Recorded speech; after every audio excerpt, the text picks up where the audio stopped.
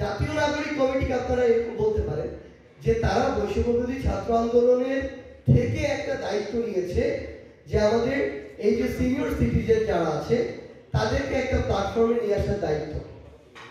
এবং সবচেয়ে গুরুত্বপূর্ণ যে বিষয়টি সেটি হচ্ছে এই দুইটার কোনোটাই পলিটিক্যাল প্ল্যাটফর্ম এখনো না, ভবিষ্যতে হবে না।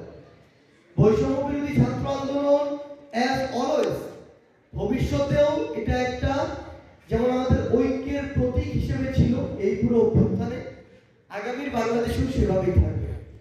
জাতীয় নাগরিক কমিটি এটা কোনো রাজনৈতিক দল হবে না। জাতীয় নাগরিক কমিটি এই নামে আগামীর বাংলাদেশে কোনো রাজনৈতিক রেজিস্ট্রেশন প্রাপ্ত যে দল হয় এরকম হবে না। কিন্তু জাতীয় নাগরিক কমিটি একটি রাজনৈতিক শক্তি, কিন্তু রাজনৈতিক শক্তি যেটি হবে এটি হচ্ছে লিডারশিপ তৈরি করবে আগামীর বাংলাদেশে। পাশাপাশি এই প্ল্যাটফর্মটা একটা প্রেশার গ্রুপ হিসেবে কাজ করবে আগামীর বাংলাদেশে।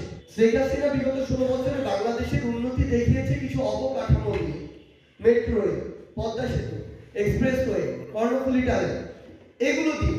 কিন্তু একটা দেশের উন্নতি কখনো কয়েকটা অবকাঠামো দিয়ে হতে পারে না। এইরকম কয়েকটা অবকাঠামো বানানোর জন্য একটা টার্গেট যথেষ্ট একটা সরকার। কিন্তু বিগত 3 থেকে 4টি টার্মে যে জিনিসটি হয়েছে এই অবকাঠামোগুলোকে চোখের সামনে দেওয়া হয়েছে, মানুষ এগুলো দেখে এবং এগুলোকে সামনে নিয়ে ভিতরে ভিতরে যত রকম অপকর্ম করা যায়, দুর্নীতি করা যায়, লুটপাট করা যায়, অর্থ পাচার করা যায়, সেগুলো করা হয়েছে।